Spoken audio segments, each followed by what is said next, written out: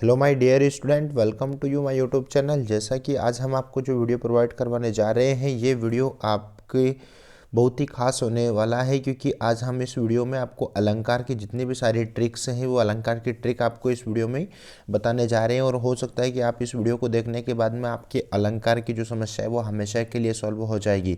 ठीक है, तो अलंकार पहचानने की ट्रिक किस प्रकार से होती है आप इस वीडियो में पूरा समझेंगे। ठीक है, तो पहले यहाँ पर दे रखा है कि एक तो होता है हमारा अर्थ अलंकार और दूसरा होता है शब्द अलंकार। ठीक है, अर्थ अलंकार जहाँ पर अर्थ का प्रयोग हो और वो काव्य की शोभा बढ़ाता है उसे अर्थ अलंकार कहते हैं। शब्द अलंकार क्या होता है? शब्द अलंकार जहाँ शब्द का प्रयोग हो और काव्य की शोभा बढ़ाने के लिए शब्दों का प्रयोग किया जाता है वहाँ पर शब्द अलंकार होता है। ठीक है, अब आइए देख लेते हैं हम इस यहाँ पर कि अर्थ अलंकार कौन कौन से होते हैं और शब्द अलंकार में कौन कौन से अलंकार आते हैं। ठीक है, तो पहला जो है यहाँ पर आपका ये जो पहला यानी कि उपमा अलंकार है, यानी कि जहाँ उपमेय में उपमान का आरोप होता है वहाँ उपमा अलंकार होता है। लेकिन हम यहाँ पर इस ट्रिक के माध्यम से समझेंगे कि कौन सा ये वाला अलंकार है जिससे हम पहचान जाइए कि उपमा अलंकार है। चलो देखते हैं, जब पंक्ति में योजक चिन्ह क्या आता है, योजक चिन्ह आए और उसके पीछे यानी कि योजक चिन्ह यानी कि ये वाला योजक चिन्ह है,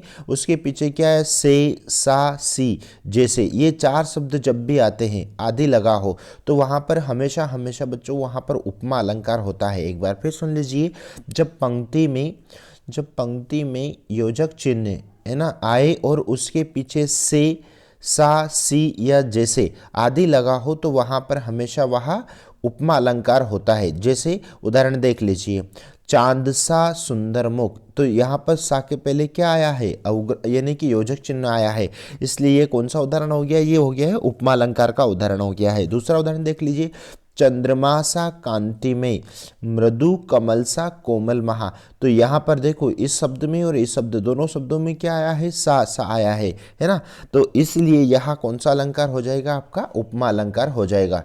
ठीक है, अगला देख लीजिए, अगला जो अलंकार है आपका रूपक अलंकार, यानी कि रूपक अलंकार की जो परिभाषा है वो क्या है, जब पंक्ति में दो शब्दों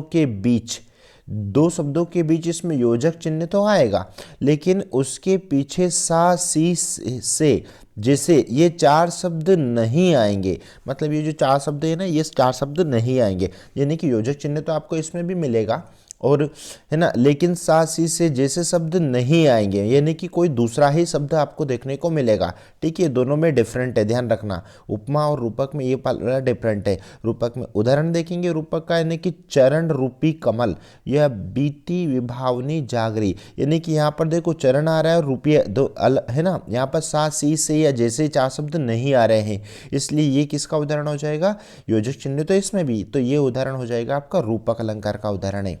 ठीक है, अगला देखेंगे यानी कि उत्प्रेक्षा अलंकार। उत्प्रेक्षा अलंकार का उदाहरण कैसे पहचानेंगे, जब पंक्ति में मानो मनु मनहु, जानो जनु जनहु आए, क्या ना ये चार शब्द पंक्ति में आ जाना चाहिए, चार या पांच शब्द कौन कौन से हैं, मानो मनु मनहु जानो जनु जनहु आए, तो वहां पर हमेशा हमेशा उत्प्रेक्षा अलंकार होता है। जैसा मुख मानो चंद्रमा है, मुख उसका कैसा है, मानो चंद्रमा है, तो यहाँ पर इसमें क्या आया है, मानो आया है, और मानो आया है इसका मतलब यहाँ पर ये क्या हो गया, ये हो गया आपका उत्प्रेक्षा अलंकार हो गया।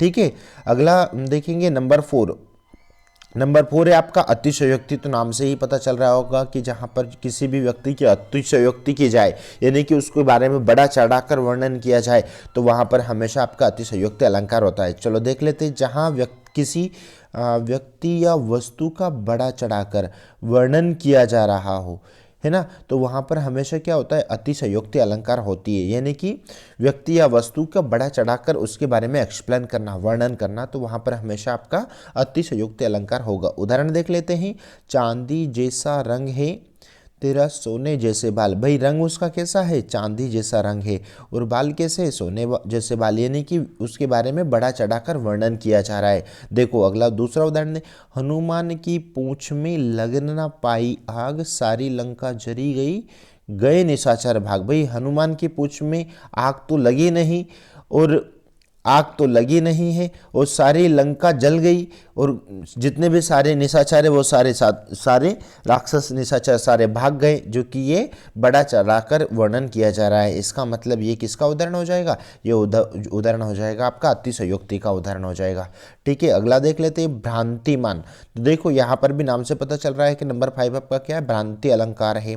तो जहाँ भ्रम की स्थिति पैदा हो, यानी कि इस उदाहरण में ये पता नहीं चल पाएगा कि आखिर उदाहरण क्या कहने जा रहा है। चलो देख लेते हैं उदाहरण। नाक मोती अदर से कांति से, बीज दाड़िम का समझकर भांति से, यानी कि यही समझ में नहीं आ रहा है कि इसमें क्या हो रहा है। इसका मतलब ये उदाहरण हो जाएगा आपका भ्रांतिमान अलंकार का। फिर चलो नंबर 2 आ रहा है आपका, नंबर 2 आ रहा है यानी कि शब्द अलंकार। ठीक है, तो शब्द अलंकार यानी कि शब्द का प्रयोग जहां पर काव्य की शोभा बढ़ाने के लिए किया जाता है वहां पर हमेशा आपका शब्द अलंकार होता है। जैसे यहां पर देखेंगे उदाहरण, यानी कि इसमें है पहला आपका अनुप्रास अलंकार। अनुप्रास अलंकार किसके अंतर्गत आता है? शब्द अलंकार के अंतर्गत आता है। तो अनुप्रास अलंकार की थोड़ी सी परिभाषा देखेंगे। जिस रचना में वर्ण या वर्ण समूह बार बार आते हैं, यानी कि इसमें क्या होता है, एक ही वर्ण बार बार आता है ना, वर्ण बार बार आता है, तो वहां पर हमेशा आपका अनुप्रास अलंकार होता है। उदाहरण देख लेते हैं। चारु चंद्र की चंचल किरणें। तो देखो चा है ना, चा की यहाँ पर 3-4 बार आवृत्ति हो रही है, यानी कि 3-4 बार आवृत्ति हो रही है। चारु चंद्र की चंचल किरणें खेल रही है जल थल में, यानी कि खेल रही है जल थल, है ना। यह चा की यहाँ पर बार बार आवृत्ति हो रही है, मतलब कि वहां पर हमेशा आपका अनुप्रास अलंकार होगा। यदि यूं कहा जाए तो वर्ण या वर्ण समूह कौन सा हो जाएगा? यानी कि का, चा, टा, ता, पा, ये सब क्या है? ये वर्ण समूह है और इनकी आवृत्ति बार बार जब भी होती है तो वहां पर हमेशा आपका, है ना, वहां पर आपका कौन सा उदाहरण हो जाएगा? वो हो जाएगा आपका अनुप्रास अलंकार। ठीक है, अनुप्रास अलंकार। नंबर 2 देखेंगे यमक अलंकार। यमक अलंकार जिस रचना में एक ही शब्द 2 या 2 से अधिक बार आया है। ठीक है, यहाँ पर रचना में एक ही शब्द 2 या 2 से अधिक बार आया है और हर बार उसका अर्थ अलग हो, यानी कि शब्द तो इसमें भी आएगा लेकिन उसका अर्थ क्या रहेगा? अलग अलग रहेगा, उसका शब्द बिल्कुल अलग अलग रहेगा। जैसे उदाहरण के लिए, जेते तुम तारे तेते नभ में ना तारे। भाई जैसे तुम तारे हो, यानी कि पहला तारा क्या हो गया? यानी कि पहला तारा किसी का उद्धार करना, है ना भाई, किसी का उद्धार करना। जैसे तुम तारा यानी किसी के उद्धार करना, और दूसरा तारा यानी कि आकाश वाले नव तारे स्टार, है ना, वो वाले तारे की बात कर रही है। यानी कि यहाँ पर जो ये आपके दोनों शब्दों का अलग अलग अर्थ निकल रहा है। इसका मतलब यह हो जाएगा आपका यमक अलंकार। उदाहरण, एक और उदाहरण सुन लीजिए। जैसा कि एक और उदाहरण बहुत ही फेमस उदाहरण है, कौन सा है? कनक कनक कनक थे सोगुनी मादक था अधिकाय, यही खाए बेराय नर यही पाए बेराय। यानी कि यहाँ पर इस शब्द में क्या हो रहा है? इस उदाहरण में कनक कनक 2 बार प्रयोग किया गया है। तो बच्चों यहाँ पर पहला कनक का उदाहरण क्या हो जाएगा? पहला कनक का अर्थ हो जाएगा धतूरा हो रहा है। क्या हो रहा है? धतूरा हो रहा है। और दूसरा कनक का अर्थ क्या निकल रहा है? दूसरे कनक का अर्थ निकल रहा है यहाँ पर सोना, है ना। तो यहाँ पर दोनों कनक कनक शब्द का अलग अलग प्रयोग हो रहा है ना, अलग अलग अर्थ निकल रहा है। इसका मतलब यहाँ पर आपका यमक अलंकार का उदाहरण हो जाएगा। ठीक है, नेक्स्ट देखते हैं, यानी कि श्लेष अलंकार।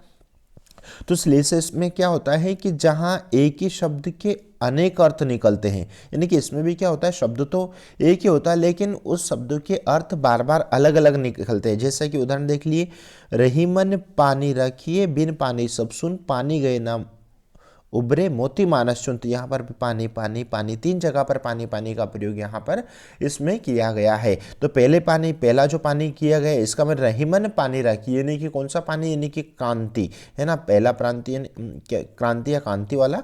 और दूसरा पानी का अर्थ क्या निकल रहा है? दूसरा पानी का अर्थ निकल रहा है आपका आत्मसम्मान।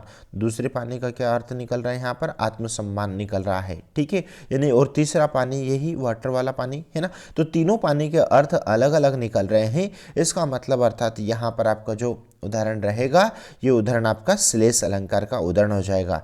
बच्चों आई होप आप लोगों को ये जितने भी सारे वीडियो के अलंकार हैं, वीडियो में जो बताए गए हैं, आप लोगों को बहुत ही अच्छे से समझ में आए होंगे। ठीक है, कमेंट करके आप कमेंट बॉक्स में ज़रूर बताएं। और इसके अलावा जितने भी सारी वीडियोस हैं, आप जैसे कि जो हिंदी से रिलेटेड है उनको अनिवार्य देखें। इंग्लिश से रिलेटेड वीडियो, सभी सब्जेक्ट के सॉल्यूशन आपको हमारे वीडियो पर देखने को भी मिल जाएगा। और प्लीज़ प्लीज़ यदि आप चैनल पर नए हैं तो चैनल को आप सब्सक्राइब करना ना भूलें, दोस्तों मित्रों में शेयर करें, लाइक करें, बेल आइकन प्रेस करें, ताकि आपको हमारा नोटिफिकेशन इस प्रकार की वीडियो के लिए मिलता रहे। अपना ध्यान रखिए। Thank you so much.